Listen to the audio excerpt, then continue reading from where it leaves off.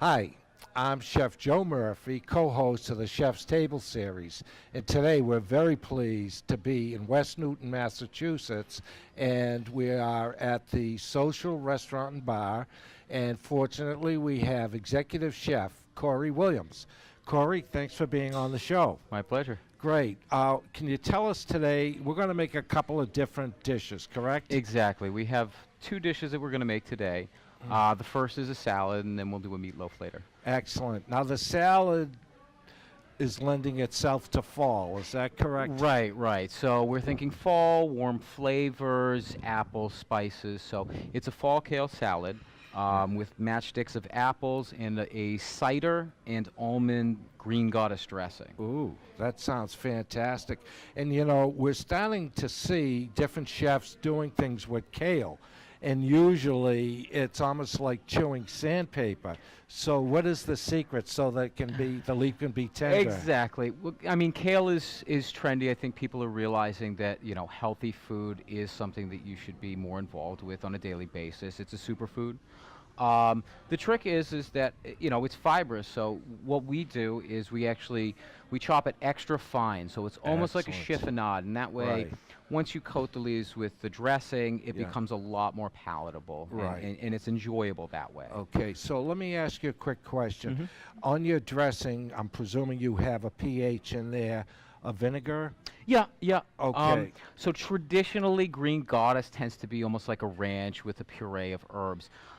I'm trying to keep this healthy, so rather than putting mayonnaise or egg base into it, I actually puree almonds into almost an oil and add reduced cider and some cider vinegar into that along with the herbs. So you're getting that creaminess that you would normally get and the herbaceousness, but without this huge kind of caloric intake with eggs and like mayonnaise bases or anything like that. So this is all vegetable based stuff. And I like the cider and the vinegar, cider vinegar, because you're getting your sweet and sour, and it really sounds delicious. I mean, we have very few components, but it's kind of echoing the flavors, over and over. So there's almonds in the dressing, there's herbs, and then there's kale, which is, a green leafy vegetable. There's cider that's been reduced, cider vinegar, fresh apples. So it's kind of like green on green on green. Oh, great. Yeah. So when you reduce your cider, do you get it almost to a syrup consistency? Almost. So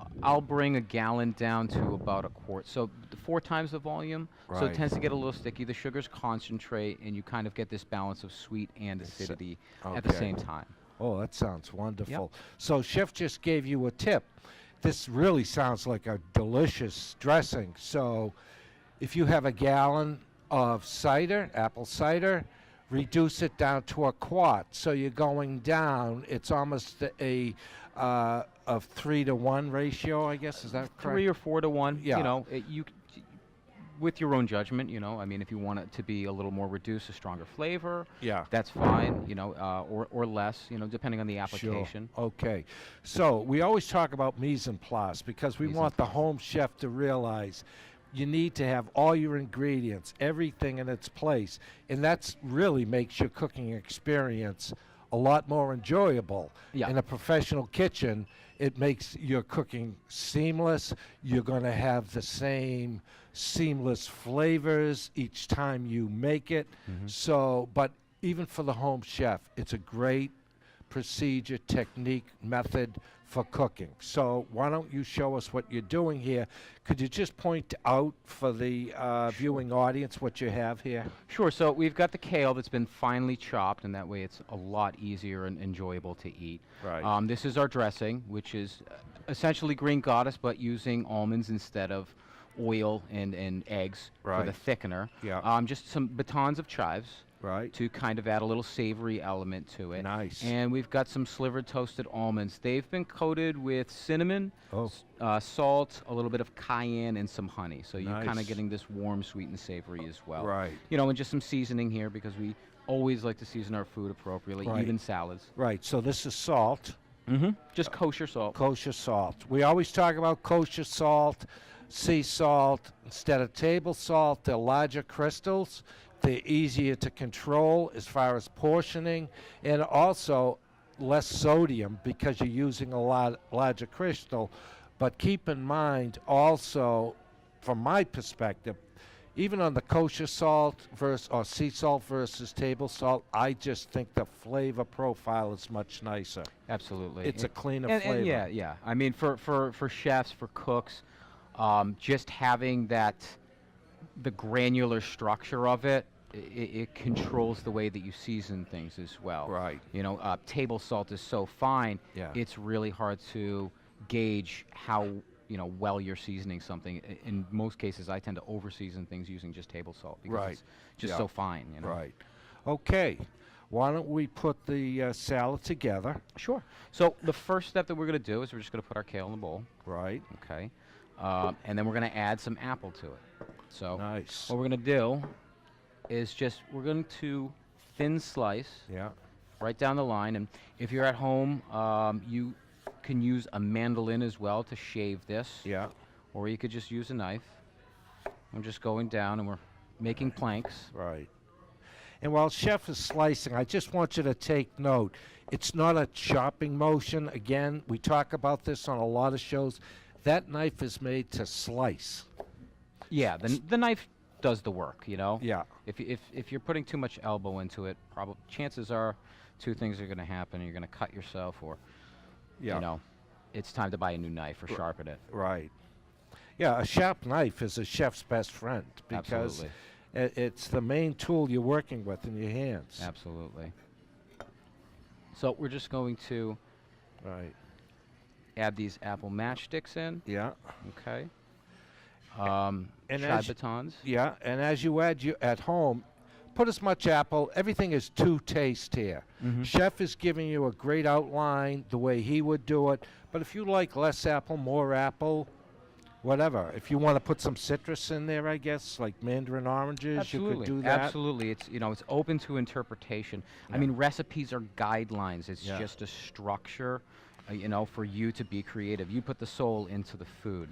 I like that. Yeah, absolutely. Yeah, so Chef just gave you a tip, and it's something we talk about, but I've never used that term the Chef just used. You put your soul into the food because it's a passion. Absolutely, absolutely. And with salads, we do want to season very lightly. Yeah. If you feel the salt is probably too much, so typically just enough. Just enough. Yep. Okay. And then with kale, the great thing is when it comes to salads is it holds up to dressings. It is rough, so it's resilient. Yeah, so you it's kind not of massage the melt dressing. and disintegrate. No, like some more tender greens like arugula or oak leaf. Exactly, they're very delicate. These, I mean, if you're plating for a party or something, having some guests over, you could do this a half an hour before time. It's still going to stand up, which is the great thing. And one of the great things about in my interpretation as he's putting the salad together is the sweet and sour component with the apple. And you're using a Granny Smith. This is a Granny Smith, which is nice. We typically in the fall, it's almost season. We like to use Honey Crisps. Those are my favorite apples. Okay. These are a great substitute. They're a great all-purpose apple. They, they are great for baking, also for eating raw. Anything you want to use for them. But the good thing is, as Chef told you, if you're having guests with this type of a leaf, it's a very strong, coarse leaf, so it's not going to disintegrate. You can prepare this a half hour in advance before your guests come or before service, and it'll hold up fine. Absolutely, absolutely. So at this point, we're basically just plating it in the bowl, and just piling it up, trying to make it nice and pretty. And the good thing is it does stand up well, so you can get nice high presentation. So you have great eye appeal. I love the color, the green. I like your dressing color as well. It sort of gives almost an antique look. Yeah. Like an antique paint. So it's great. Exactly. It kind of just is an echoing hue. Of the echoing hue. Jeez, I'm going to have you on more. You can be whispering in my ear. Say this. Excellent. And then, with salads, we love shaved cheese. Yeah. I mean, a Caesar salad is a wonderful thing, putting Parmesan on the finish. keeping in the fact that we're trying to keep this, more vegetable based. Dare I say vegan? It's not usually a term I use, but these toasted almonds, I just like to kind of crush them up and almost dust it on like cheese. Wow.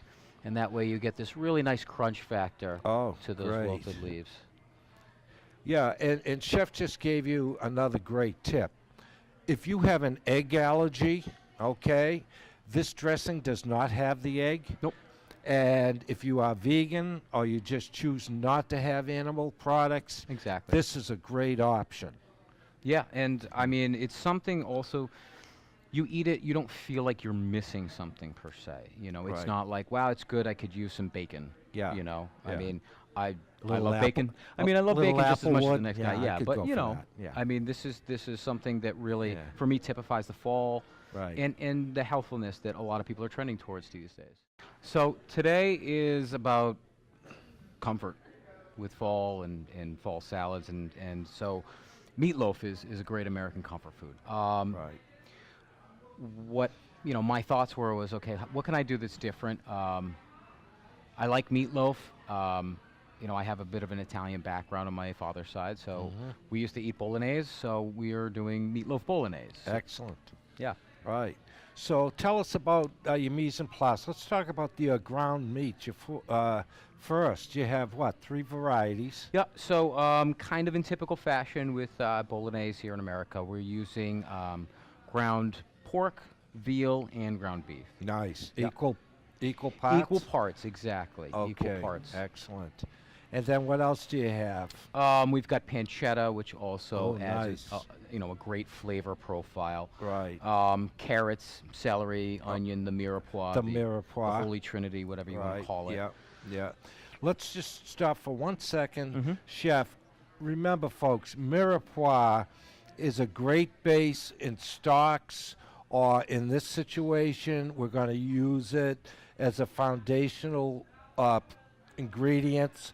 And it's generally the mirepoix, the way I was always trained, you could 25% carrot, 25% celery, and 50% onion.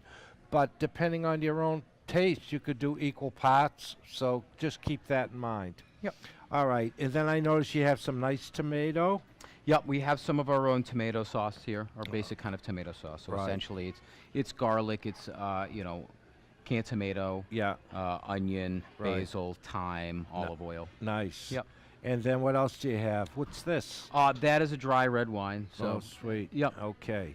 All right. Why don't we start cooking, and we're going to show the folks what you do here. Sure. So the first process is rendering pancetta. I've already gone ahead and done the work ahead of time. Right. So typically that's going to be rendered, Yeah. then taken out, and then you start to slowly cook your mirepoix. So I've got a little bit of canola oil down, not too much, just enough to help the vegetables get along. Carrots in first. They're the hardest of the bunch. Right. And Chef just gave you a great tip. The carrots, he said, are the hardest of the 3. Exactly. Trinity or the mirepoix. So they're going to take a little bit longer. But I have a question on the pancetta. After you cook your pancetta, would you normally leave that fat or I would leave a touch. I Okay. mean, the fat does carry a lot of flavor. You're going to use some kind of oil or fat to Right. saute these Yeah. in. I would typically pour off 90% of it. It has Right. a lot of fat. Right. So the more fat, it could tend to be a little too greasy. So Okay. you want to be able to Right. control that. So. And if you've never rendered pancetta, keep one thing in mind: it is saltier, and you don't want to over season your Exactly. finished product. So that's another good reason for taking out a lot of the rendering. But it does leave a lot of flavor in your pan. It certainly does. It certainly does. And we're not looking to color these. We're looking to have them be translucent. So we're going Right. to salt them now. Salt brings out the water and helps sweat it as opposed to saute it and color Right, it. right. So And Chef just gave you another great tip. He's adding salt because it does take out the moisture in these root vegetables. and it will not. You just want a translucent. You do not want caramelization. Right, right. That's not the flavor profile we're going for. We're using this as the backbone. Yeah. It's kind of a supporting role. Okay, excellent. Exactly. The next step, once these things are, translucent, we're going to deglaze with this wine. Nice. And that's a dry. Exactly. It's Chianti, so Right. it's again in the region of Bologna. Right, So these flavors grow together, so they go together. Sure. Yeah. Just one thing: if you use an open flame on your cooktop, just remember, chefs has done this probably thousands of times. Just remember, there's alcohol. You don't want to flare up. So it's very, very important that take that pan to one side and then pour it, and then you can add it, unless you're confident. If you want to do what I did, lose the old hair. That was just a joke, folks. So at this point, we're bringing down the red wine, Right. concentrating the flavor. Yeah. In goes our tomato. Right. And I mean, this is kind of the same process that you'd go about if you were just going to make bolognese, Right. the ragu itself. Yeah. So it's kind of the same step. Okay. One other thing I want to mention, as you're reducing this wine, any wine, you want to cook off that alcohol, because that should not be part of your flavor profile, unless you're a real booze bag and you just love that alcohol taste. Well, Yeah. They're shaking their heads at me for saying that. I apologize. So meanwhile, while this is kind of settling in, reducing, Right. we're going to make what's called a panache, Yeah. which is breadcrumbs Yeah. and milk. Okay. And this is kind of, for me, the key to making a good meatloaf. Is that, meatloaf is something that is basically kind of like a meatball. Meatball is something that came from, born of poverty. Great food comes from poverty a lot of times. Absolutely. And so this is the filler to stretch the meat. Right. But in reality, if you were to say make a meatloaf without this, it wouldn't be very good. Right. So Another thing I want to talk about as you're putting your panache together, you're using panko. I am using panko. It's kind of Okay. an industry standard. Right. But you're more than welcome to obviously take old bread from the day before, tear it up. You can food process it. Right. This is, for us, it's a very consistent product Yeah. that we use. Yeah, the traditional fine breadcrumbs, you're not seeing that being used in professional kitchens. This panko, it just seems to coat better. It holds if you're sautéing or whatever. So go ahead. So we're just pouring in the eggs. Yeah. We're pouring in the Parmesan cheese. I love Parmesan cheese. Yeah, absolutely. And then we can bring in our meats. So Wow. our ground beef. Yeah. Now on your breadcrumbs, your cheese, were they equal? Just looking as you were putting them in, were they pretty much equal portions? Probably 2-to-1 on the breadcrumb. I usually use a good measurement if you're making something like this, meatloafs, Right. meatballs. For a pound of meat, 1 egg, 1 cup of breadcrumb. Right. And Parmesan is as much or as little as you want. I mean, Right. I'd go more. Yeah. And that's a great ratio. I always say 1 egg to 1 pound of ground meat.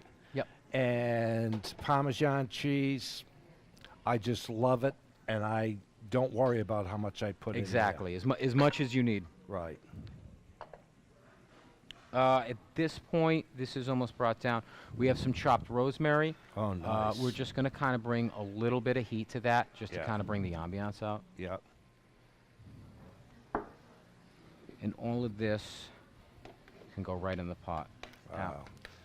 And, you'll see, hopefully, on the camera, how this reduced and thickened.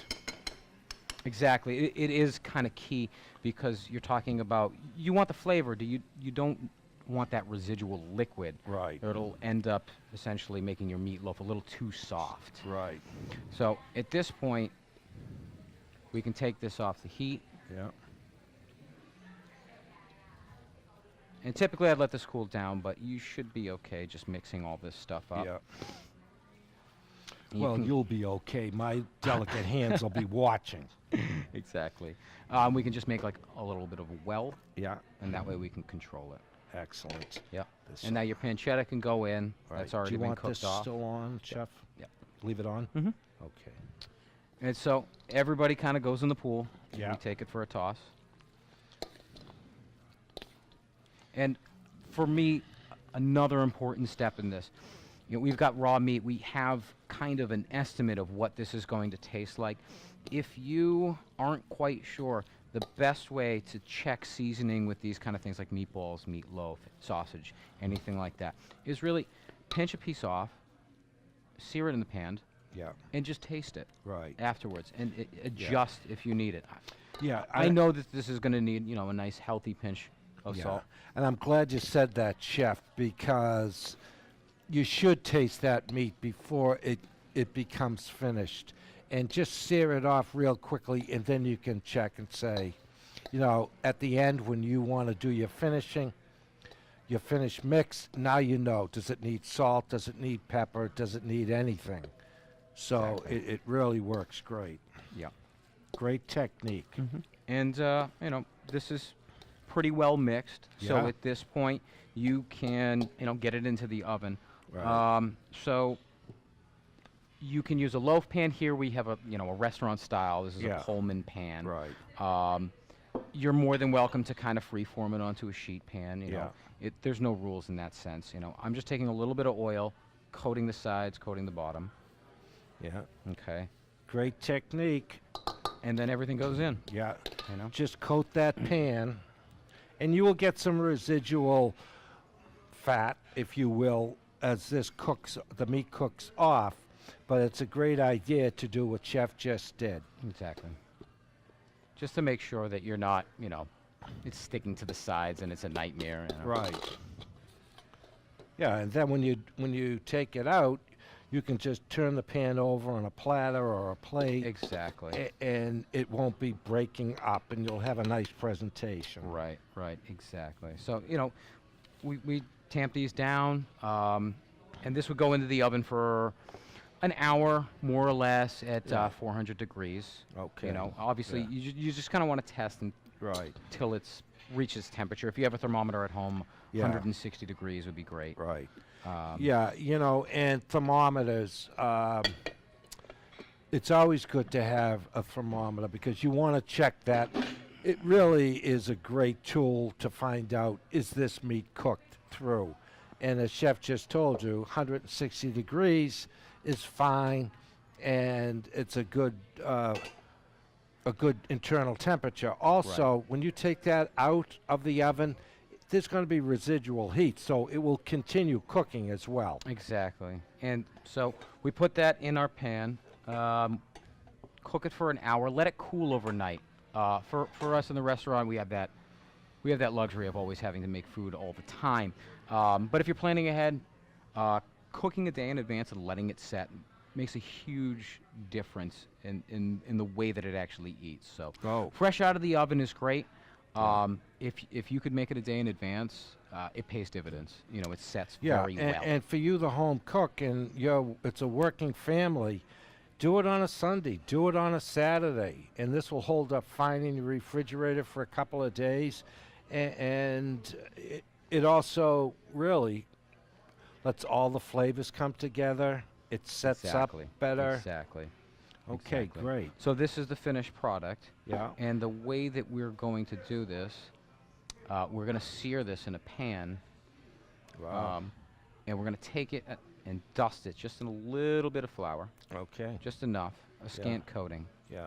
and just tap off any excess. Right. We don't want too much. Right. And this will help give you a nice crust so the inside is still kind of tender and moist. Nice. Yeah, and Chef's showing you something here, a technique of coating with flour. Always, after you finish coating, take it, pat Exactly. it, take off that excess. Ooh, yeah. And there we are. Excellent. Now you can hear that sizzle. I've had people say, well, I don't cook at a high heat. Sometimes it's good to cook at a high heat. particularly where you're putting a coating on this, or if you're doing a cutlet, that quick sear is going to help the coating to stay on the product and not wind up in the pan. So do not be afraid of a hot pan. Nope. Exactly.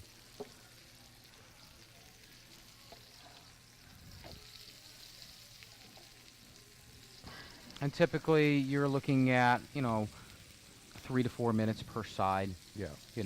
I find that a lot of people, when it comes to sauteing and cooking and stuff, they get things in the pan and they just want to keep messing with it. And they want to turn it and see if it's good. And let it go. Let the food cook. Right. You'll know. If it's sticking, it's probably not ready, usually. Right, yeah. And that's a good tip, Chef. When you're sauteing, don't be moving the thing around, because what'll happen is you're going to take the coating, it'll be stuck, it can break up the product. You'll know when that's cooked enough on one side because you can move the product around. This is great. I'll tell you, folks, it smells absolutely delicious. At this point, we're pretty good, so Yeah, kind of get in on one side. right. And just be careful. Oh, yeah. Nice color. Yep. Great color. Now, what do you serve this with? So here at the restaurant, we're serving this with roasted cauliflower and artichokes that we then batter and fry. Oh, nice. Yeah, and then we have a black truffle sauce that goes along with it. Yeah. Very nice. Yeah. And with this salad, you have a great meal. Mm-hmm. Absolutely. Absolutely. Yeah. Chef and I were talking before we started filming the show. Sometimes you'll see these great recipes on TV, and you'll say, oh, gee, it's awfully rich. Well, Chef is producing rich foods 6 days a week, probably. Yeah. When he goes home, he eats a lot of vegetables. So, as I always say, you're not going to be eating rich foods with butters and creams every day. That's maybe once a month or once every 5 weeks. So, give yourself a break. Exactly. I mean, this is what we do. Right. We're catering to guests who want to have an experience, which is great. I implore anyone to come into the restaurant. I'm not going to eat this food 7 days a week. Right. It's for an occasion. It Yeah. should be treated as such. And that way you appreciate it more. You savor it more. Right. Yeah.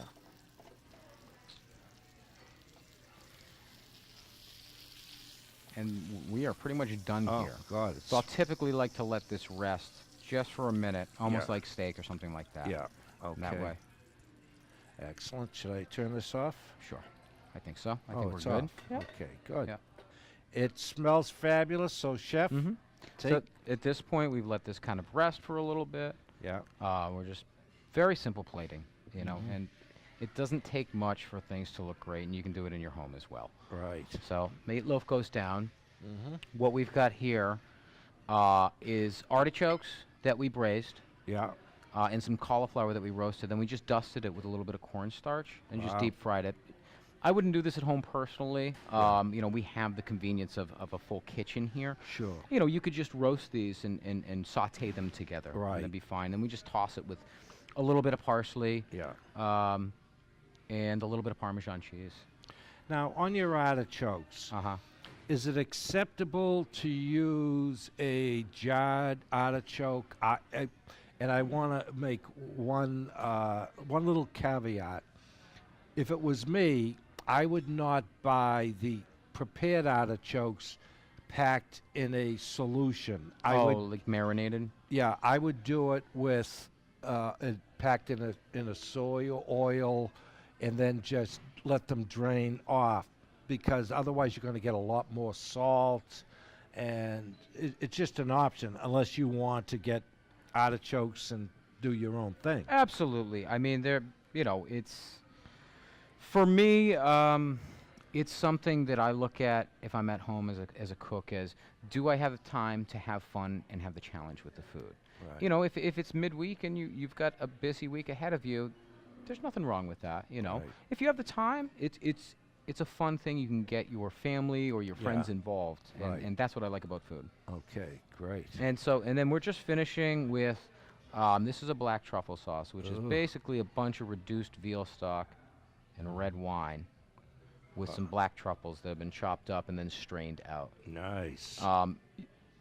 At home, I mean, it's more than easy enough to take beef stock and some wine and reduce it, or you could just make a roux and make a simple gravy. You know, it's open to interpretation. Right. That's the most important thing when it comes to cooking. Right. Make it your own. Exactly. Yeah, and I'm glad Chef, you know, Chef is really got some very good tips. You know, this is a very creative process. Take the recipes, take the chef's suggestions, but if there's something a little bit different you would like to do, put your signature on that, as any artist would do, and don't be afraid to do that. And I can tell you the aromas are just fabulous, so I can't wait to finish the show and give it a taste. And a final note, if you would like to cook this meal and cook along with Chef Cory Williams, then go to chefstablefoundation.org. You can take a look at what our mission is and what we're working towards, and also you can replay the show and get the recipe. So again, great eating, fun cooking, and enjoy yourself. Thank you.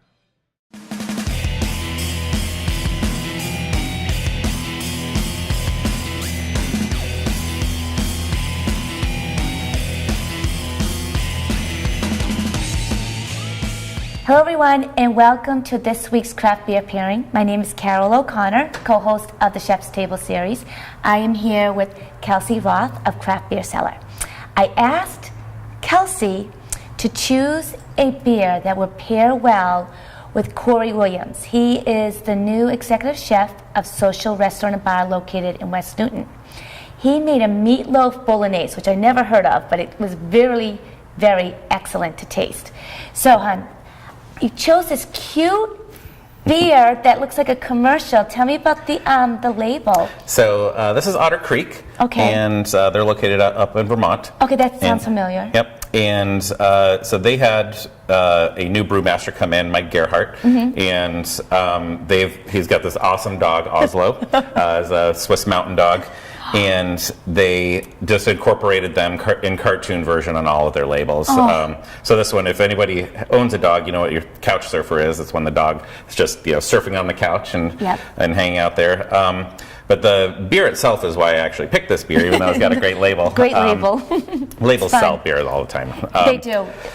But so this is an oatmeal stout. Oh. And when I'm thinking of meatloaf, bolognese, I'm thinking this is going to be a rich dish. This is going to be meaty. It's going to have a lot of kind of roasted meat flavors to it. It's going to have some weight, a little some fat to it, and things like that. Yes. And with bolognese, it's going to have some tomato spice and things like that. So we need a beer that's going to be able to stand up flavor-wise to something like that, but not something that's too intense that's going to make you feel heavy. So we want something that's fairly light, refreshing, but still has a lot of good flavor.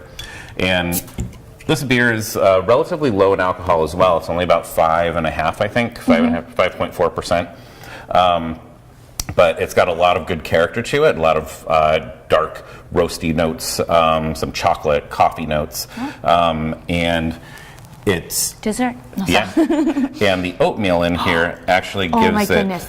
I think this is the darkest beer. That's darker than a Guinness. Yeah. That's like dark chocolate. Yeah, and you can even see the head on this is even brown. Yeah. So there's a lot of roasted malts in here. And if you smell it, malt. Yeah, it smells like malt. It smells like chocolate. Black coffee. Something else. Come on, Carol. What is it? All right, I'm just going to throw it out. Bacon? Yeah, absolutely. Yeah. I know it. Yeah, a little bit of smoky character. Yeah, that's it. The smoky character, yes. Yeah, and that's just all from the malt. There's no actual smoke in here or anything like that. Right. But if you taste it, it's actually it's not a heavy beer at all. Ooh. I'm going to call this rustic. Yeah. Is that smoky beer, something you would drink in Maine? Yeah. A videographer loves Maine. Ooh. You know what? I agree with you. This would go very well with that bolognese. And kind of break it up. Yeah. Right, that heaviness and. Yeah, the bitterness This in is this, because it has that kind of coffee bitterness, the dark chocolate bitterness to it. That's going to help break up the kind of fatty character of a meatloaf. And it's fairly dry too, so it's going to help kind of cleanse the palate, make you ready to jump in for another bite. Yeah, it does. And I right. like your term rustic because that's what I think of when I think of bolognese. I think of the Italian countryside, Exactly. in a rustic Italian kitchen, making food from scratch that was on the farm, and this has all that character in there as well. Oh, Kelsey, you did it again. This is excellent. Very enjoyable. I picture myself, not that I drink, but like in Vermont or Maine, near a fireplace, drinking this. Of course, with food, because then I'll get dizzy. Well, you can go up to their brewery right in Vermont. I think they have a fireplace. I'm going to go there and visit. Yeah. Tour. Travel tour, that'd be fun. Yeah, Kelsey, thank you. This is excellent. Thank you. Love it. So everyone, this has been this week's Craft Beer Pairing. I'm Carol O'Connor, co-host of the Chef's Table series. And I'm Kelsey Roth with Craft Beer Cellar, and we're a proud supporter of the Chef's Table Foundation.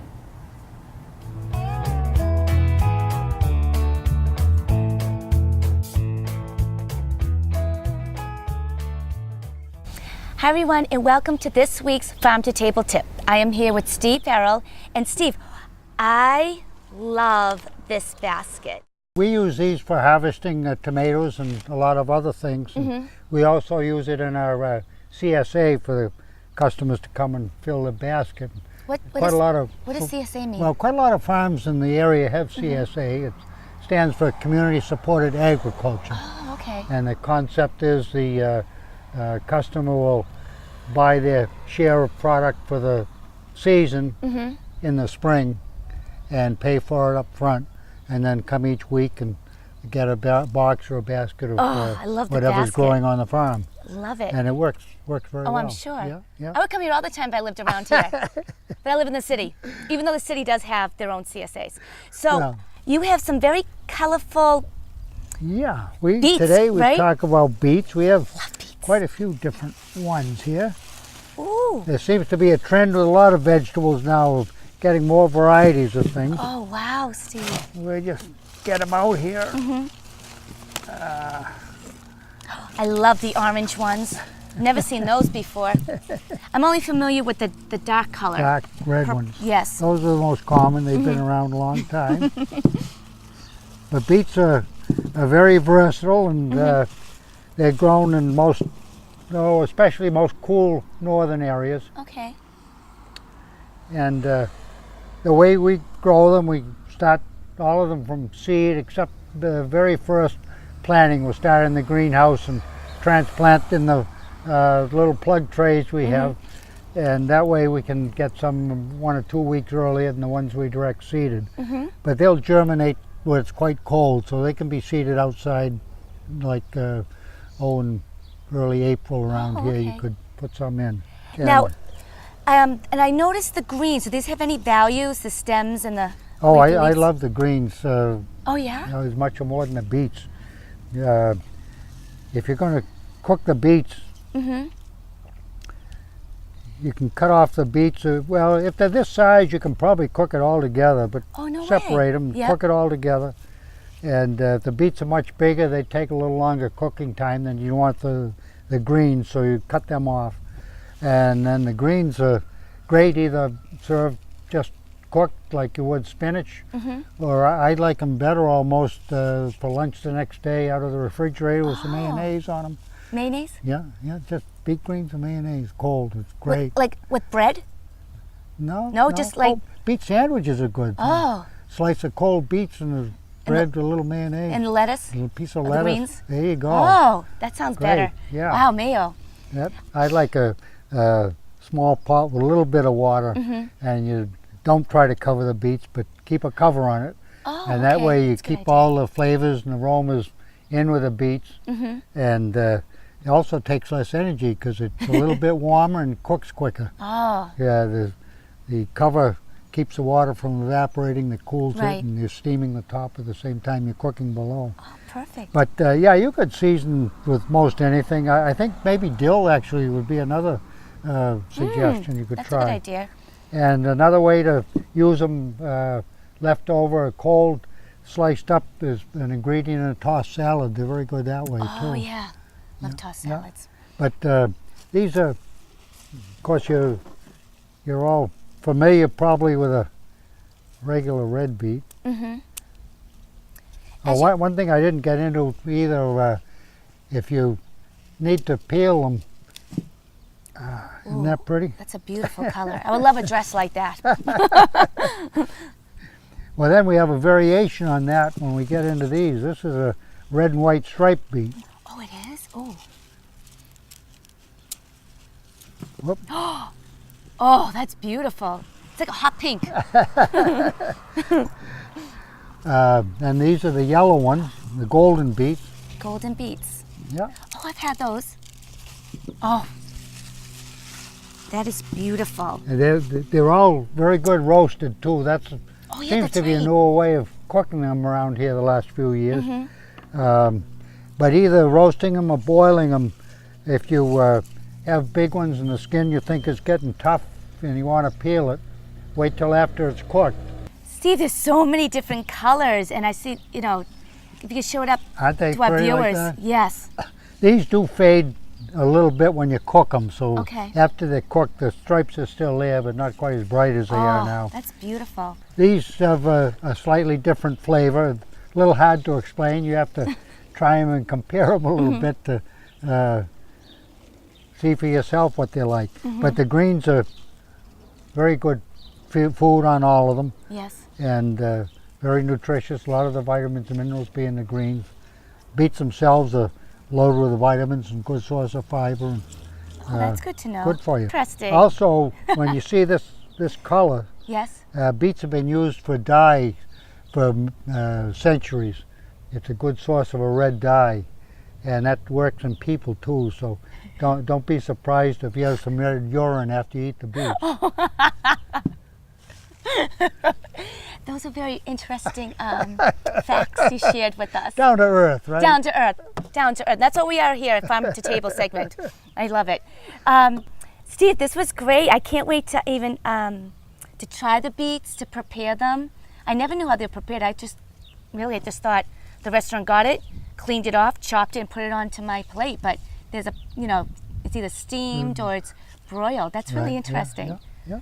So hopefully you'll take me back to your kitchen and make me some Okay, we'll beets. do that. So everyone, this has been our Farm to Table segment of the Chef's Table series. I'm Carol O'Connor. And I'm Steve Verrill of Verrill Farm in Concord, on behalf of Chef's Table Foundation.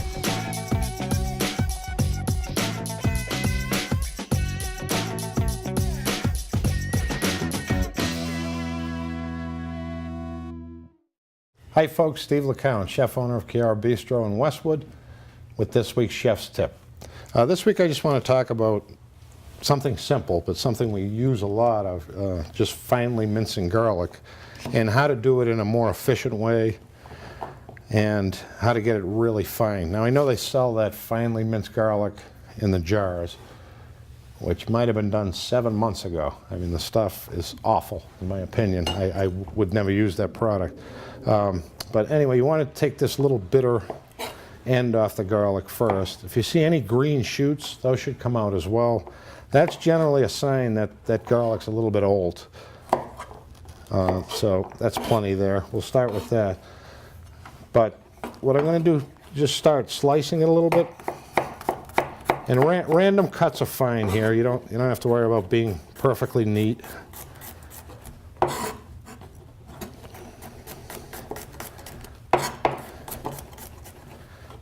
And I'm going to use a very good friend here to help me out, and it's called salt. And there's a couple of reasons I'm using this. because I want this finely minced, if you notice, even when I was slicing the garlic, it can tend to stick to the blade. Well, using the salt like this, and you're probably going to use salt in the recipe anyway, so you can just use a little bit less of it. But using the salt acts as an abrasive, which keeps the garlic slices from sticking to each other. More importantly, it keeps them from riding up the blade of the knife, okay? Or if they're there, they just wipe right off. So I'll get that finely chopped by hand for most part.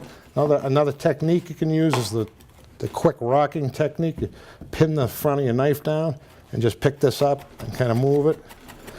If you find that the garlic's sticking a little bit, just salt it again. And then when I want to get it even finer, almost into a paste, I'm going to use a substantial amount of salt here this time. And now I'm going to use it as abrasive, and I'm going to take my knife, okay, press down pretty firmly here in small increments, and I'm crushing the garlic, and then I'm pulling it. While I'm pulling it, I'm twisting that knife in an upward motion. Okay, so this is not difficult. And then once you get to know what you're doing, you can do it at a more rapid pace. And just a couple passes like that. I'm really pushing on this blade while I'm doing that. You can see it's getting very wet. I'm really crushing this garlic. It's getting moist now. The juices are coming out of it. So I'm going to put a little bit more salt. And my last pass at this, I'm ending up with actually a garlic paste here, which has many uses. I know this is not the most intricate tip that I'm going to ever give you, but it's one of the most useful. We do use garlic for a lot of items. I would take something like this. That's what I would probably rub with some olive oil on to make garlic bread. I would, if I were roasting a whole chicken, I might take that garlic paste and just rub all the chicken skin before I roast a whole chicken, along with fresh rosemary and maybe a little lemon zest or something like that. One important factor to keep in mind, you might want to measure how much salt you're using. If I'm going to use all this garlic in a recipe that called for 3 teaspoons of salt, I may have just used a whole teaspoon in this garlic. And if I'm using all of that, keep that as a factor, minus 1 teaspoon from your recipe. So just kind of be conscious of how much you're using. My wife loves when I come home, my fingers smell like garlic. So another little tip on how to get rid of the smell of garlic, and it actually works wonderfully with salmon too, if you have that smell on your fingers, is to wash your hands with celery salt. There is some kind of enzyme or something that's in celery that does take away odors, and it does a pretty good job. So thanks for watching, and it's Steve LaCount, Chiara Bistro in Westwood, with this week's Chef's Tip.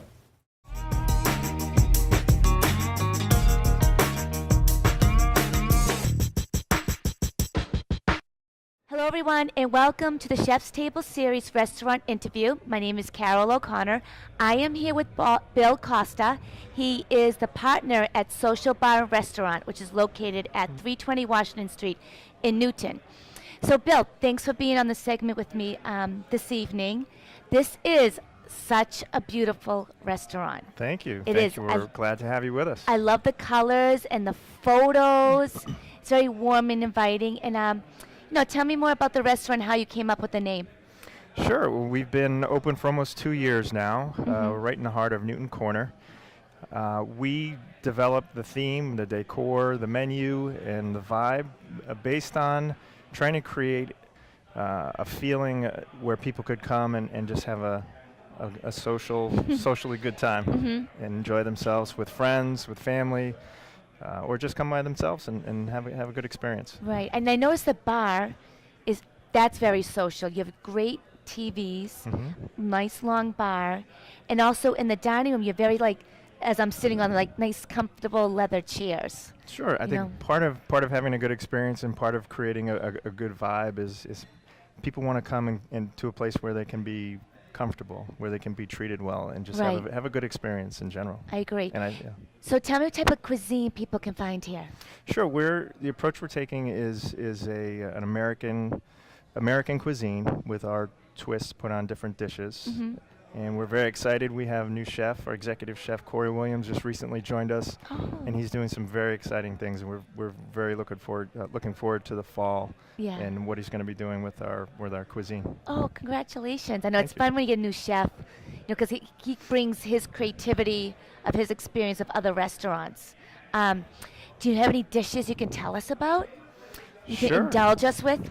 Sure, he's going to be sharing one of his favorite dishes tonight. It's his Meatloaf Bolognese, which is that's delicious. Yep. Does tremendous. We have all of our dishes are created scratch. Oh, So we have wow. fresh seafood coming in on a daily basis. Right. We have a tremendous scallop dish, an unbelievable yellowfin tuna dish. I love yellowfin tuna. Well, I don't eat meat, so I eat all that fish. I and- could eat seafood every day. Yeah, I could too. So- Love it. So a question I want to ask you is about restaurants. I started doing the Table Critic and writing restaurant reviews and, having staff write reviews because I just loved the atmosphere, the energy of restaurants. And at that time, there were like tons of grand openings. And I enjoyed speaking to chefs and owners about, their passion of, the restaurant industry. It's not 9 to 5, everyone, as you all know. It's like almost like every day 12 or 13 hours. So my question to you is like, what enticed you? Because you've been in the restaurant industry for a very long time. Sure, I think a lot of people come to a crossroads in their life, and you make a decision if you're going to go a more traditional route or if you find a passion, something that you really enjoy. And that happened to me a while back, where I connected with a company, and there were a lot of amazing people working for the company. We shared the same passion of trying to create places where people could go really enjoy themselves, do things a little differently, have that wow factor. And it was getting that buzz, having a place, a venue where people can go and just watching everything click, and people just really enjoying themselves and keep coming back. I think that was one of the things that was the hook for me to get into the industry. And I was fortunate to maintain the relationship with a lot of those people that I initially started off in the business with. So That's great. And then what made you, because you're a partner here, and how did that come about? So we actually worked together for a previous management group Yes. for a number of years. He transitioned to another company, which was actually very close to where the location is for Yes. social. And he saw the space had actually been vacant from 2007 on until we opened in 2013 in the fall. Oh, wow. So he saw a great opportunity to have a venue, the type of venue that we had been involved with in the past, and things came together, and we were able to get open in November of 2013. Wow, that's great. And that's great. I love restaurants. If I could, I would eat at one every day. So besides the bar and the food, which I can't wait to try from Cory, what other stuff happens here? So we tried to create a very versatile venue, and part of that is we're open for lunch, for dinner, for late night bar scene, but we also cool. introduce live entertainment Thursday through Saturday, mainly with local acts that are Really? amazing. And we also are open for brunch on Saturdays and Sundays, and that's phenomenal. Oh, my Cory g- does a great job with Yeah. that. It's a lot of fun. Saturday and Sunday? Oh, that's Yeah, great. Sundays people come in, they watch the football games. Right. It's great. Free parking on the weekends in the garage right next door. Oh, nice. And we also have the ability to do large private events and private dining. So it's great to have that Yeah, as this well. is a perfect venue to have a big party. Showers, tailgating parties, Birthday parties, birthday retirement parties, anniversary anything. parties, Ba- girls' yeah, night out. Girls' night out, absolutely. Love girls' night out. Awesome. So, Bill, thank you so much for being on the restaurant interview segment with me. Thank I you. appreciate it. Thank- So, everyone, my name's Carol O'Connor, and this has been the restaurant interview segment of Social Restaurant and Bar, and we'll see you next week. This is pretty well mixed, so at this point you can get it into the oven. So you can use a loaf pan. Here we have a restaurant style. This